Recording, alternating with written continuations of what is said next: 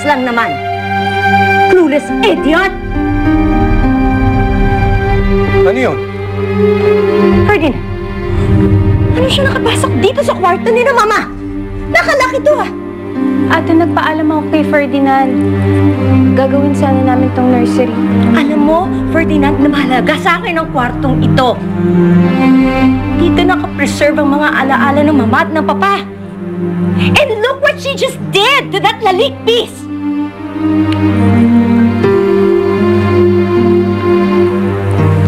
Lilian, sana mas dinoble mo yung pag-iingat mo.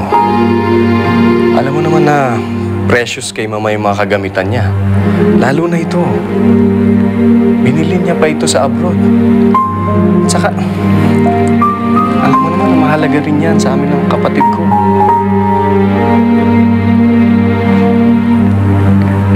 Kukuha lang ako ng panglinis. Lilian! Ferdinand, bakit ba kasi siya pa ang pinaglinis mo dito? Ba't di mo na lang pinaubaya sa mga katulong? Dahil at least yung katulong, trained ko na pag-ingatan ng mga gamit dito sa bahay. Baka naman kasi gusto lang tumulong ng tao.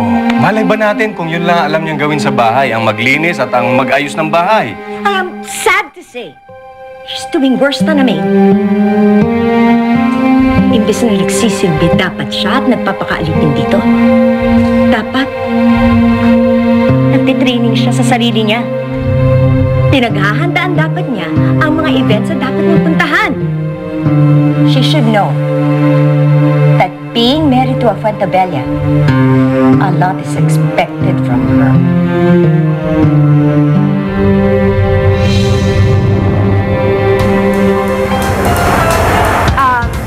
Excuse me, Miss Lilian? Hi, I'm Josie. Ako ang executive assistant ni Sir Ferdinand. Hi. Tinawagan po ako ni Miss Amara Luna. Malilate daw po sila ng dating ngayon. Kung po pwede lang sana, kayo na lang magbigay ng welcoming remarks for the ribbon cutting. Ha? Ako?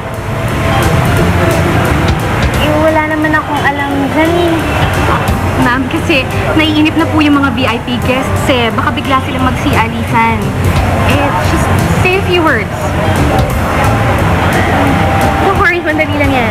Samahan ko kayo. Just say a few words. Kahit ano, ha? Sige pa, go up here. Alright? Oh, is that the prank one?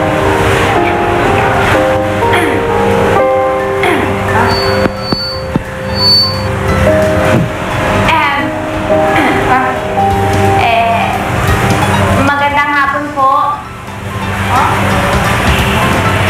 Pasensya na kayo. Ako po si Lilian Fuentabella, yung asawa po ni Ferdinand Fuentabella, yung may-ari po ng mall. Ano ba sasabihin sa ganito? Sorry kasi hindi ko po alam kung ano sasabihin ko. Ano lang po kasi ako, I'm sales. Selling.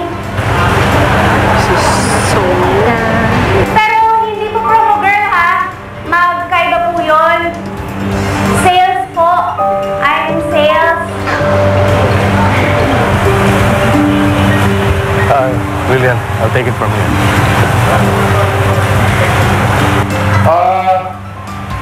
On behalf of the Fuentabella Retail Group, I'd like to thank each and every one of you for coming.